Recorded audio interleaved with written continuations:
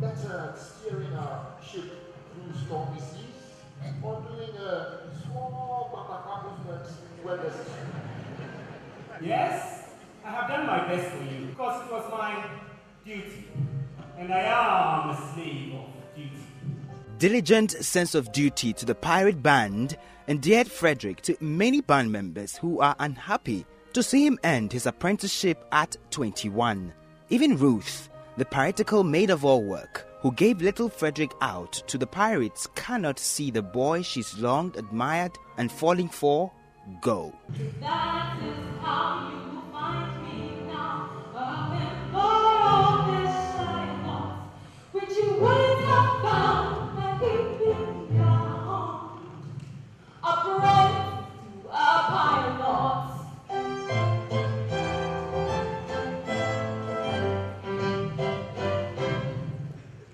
Oh, pardon, Frederick, pardon.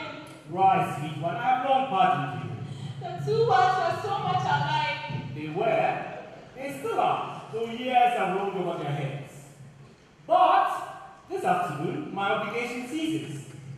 And Ruth, your own Ruth, who has worn her middle-aged way into your boyish heart, what is to become of her? Oh, they never fire. But whatever happens, the pirate king will not waver. He and his men remain pirates, heads and hearts.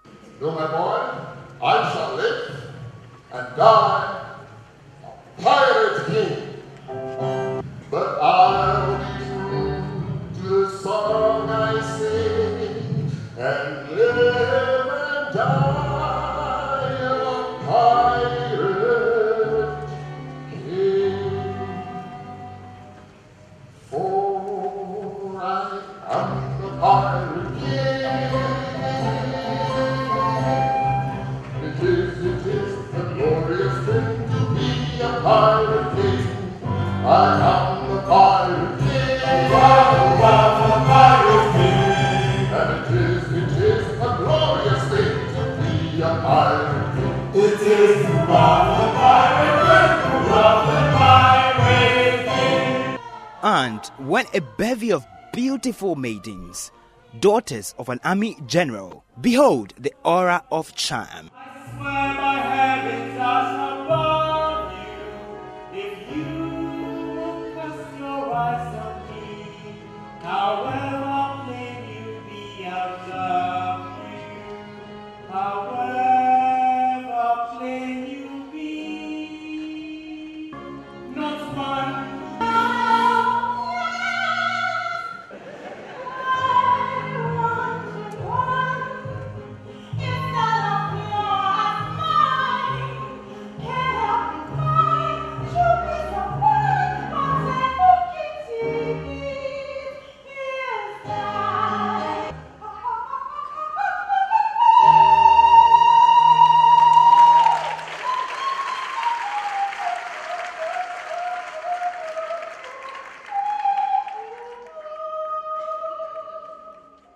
Frederick found the beautiful thing called love. They are accosted at the coast by the pirates, but the maidens have in their father Major Stanley a brave man. And oh, he will not hesitate to extol his bravery. To some, a braggart. To his beautiful maidens, a hero, calling his own tune.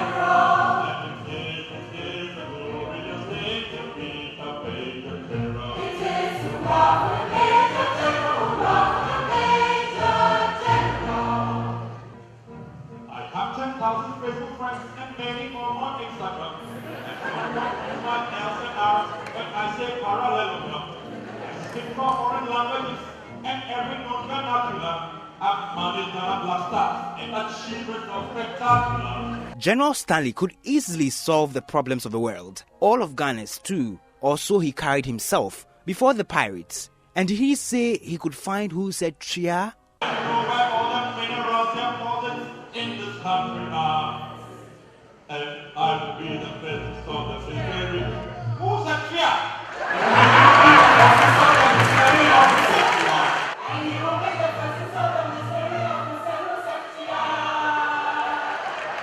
And guess what? He has solutions to dumsor. What is it that's spending on from down to that of everything to help eradicate the national scared we know as galamsey? There is a combination in every child, however small, and other clothes of they enjoy my grown-up soup and face the wall. To do away with dumsor and ensure we have clean energy. Behind the monstrous looks of the pirates lie an inherent weakness. All of them orphaned and sticking to a vow not to harm any orphan that came their way. General Stanley plays on that to outwit them as he declares himself orphaned and saves his daughters from being taken. Have you ever known what it is to be an orphan? Oh, that's wrong. Here we go again. Oh man of dark and dismal fate, forego your cruel employ. Have pity on my lonely state. I am an orphan boy. An orphan boy. Boy. How sad an orphan boy. These children whom you see are all that I can call my own. Oh, fellow. See as your feet they be, your hearts you cannot see. How they the sands are tale of the lonely.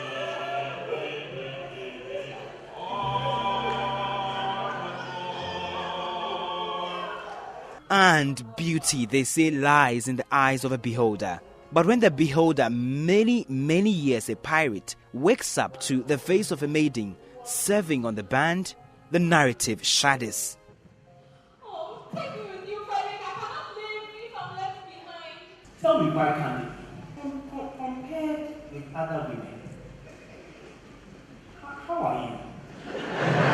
I think I am a fine woman. So if indeed you are a fine woman, then your age will not be an obstacle to our union.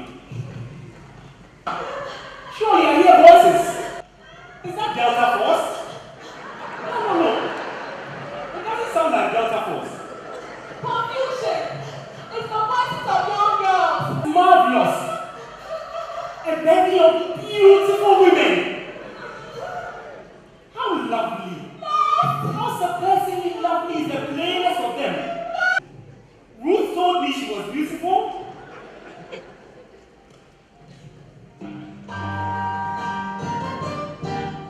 A false one, you have deceived me. I have deceived you. Yes, deceived me.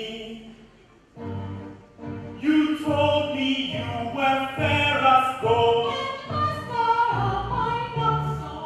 And now I find you're plain and no.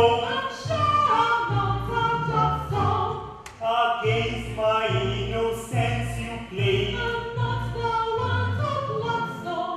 Your face is light, your hair is gray. Faithless woman to deceive me, I who trusted so.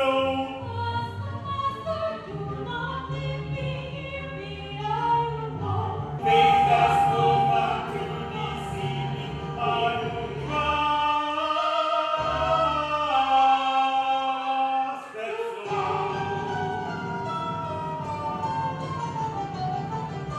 Frederick is on the cusp of becoming a free man. Even before he gains that freedom, his plans are already firmed up to exterminate all members of the tender-hearted pirates. Individually, I love you all with an affection indescribable.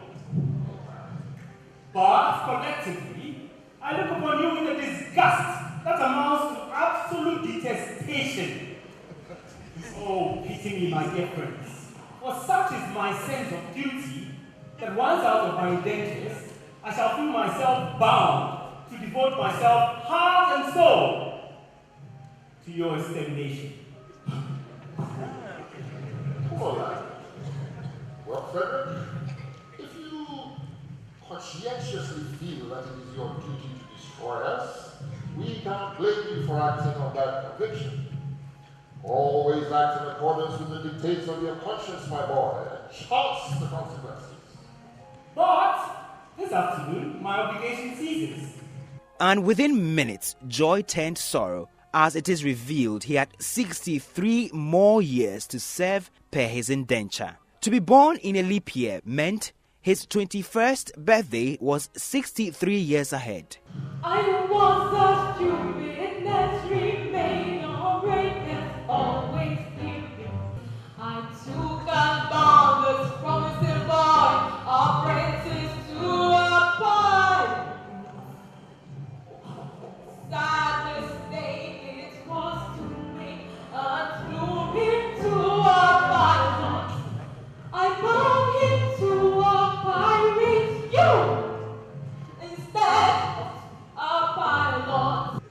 Oh, pardon, Frederick, pardon. Right, sweet one, I have long pardoned you.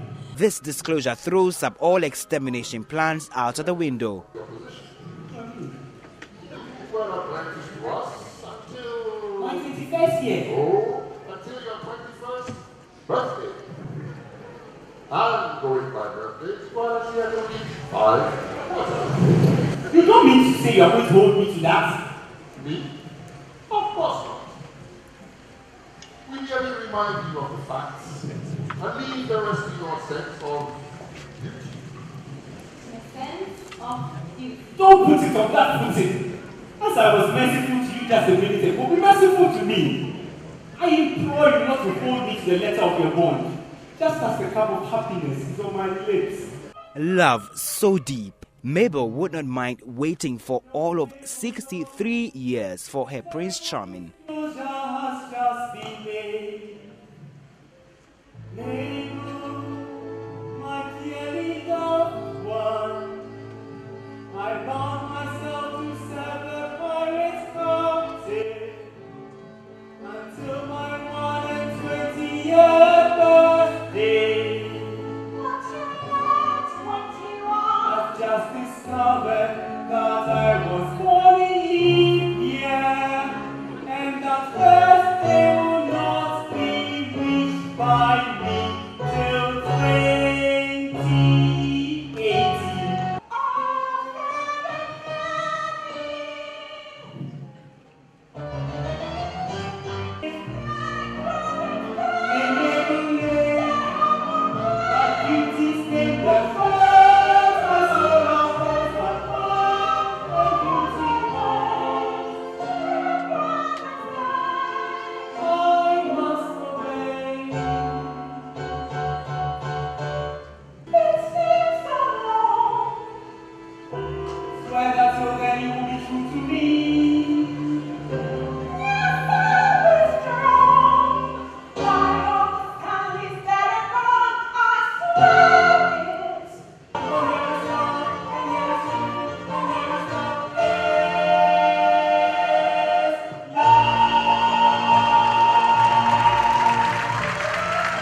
Troops for the extermination battle will go ahead and engage the pirates in a standoff nonetheless.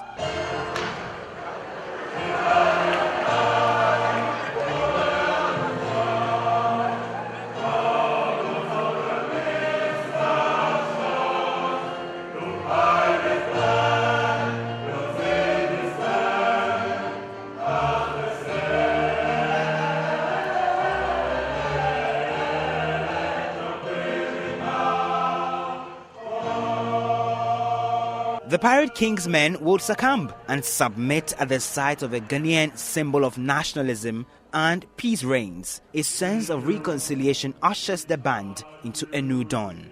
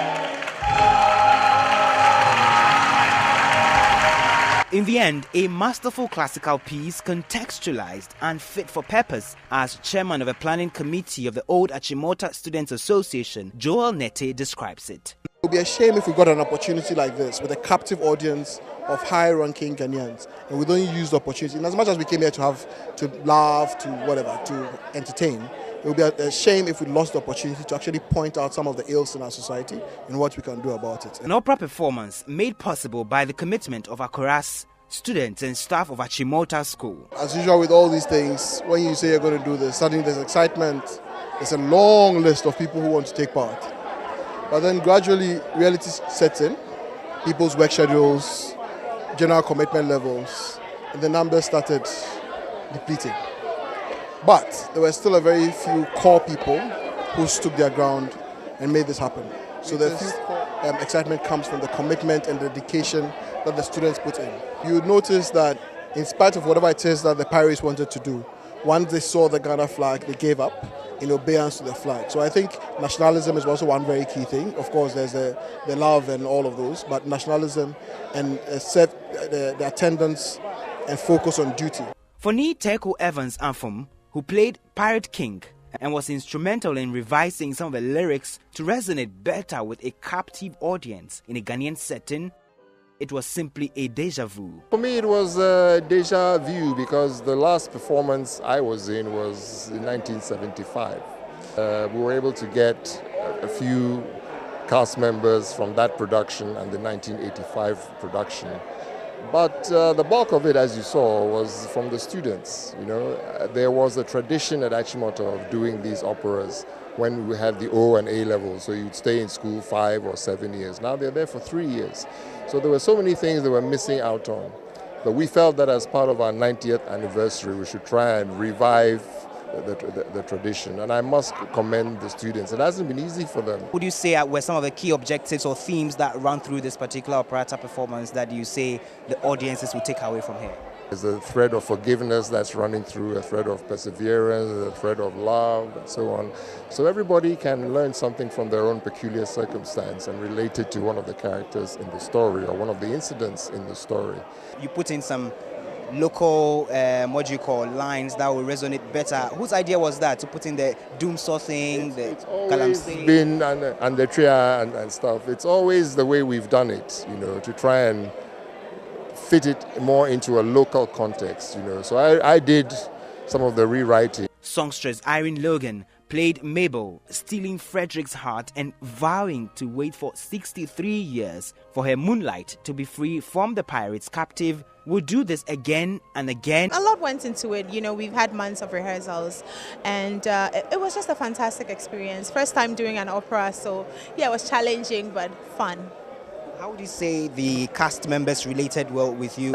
Ask them, they're here. How was it? It was very good. I saw the audience and the reactions they gave you. Were you impressed? I was humbled. It was amazing to entertain. Will you do this again? Over and over and over again. for the student cast members, the joy of seeing many months of sacrificing holidays and prep sessions paying off is more than enough. It's not by the grace of God, we just managed to do everything multitasking. That's what our headmistress told us. So sometimes we were feeling sleeping in class, but then it was okay. And all the things.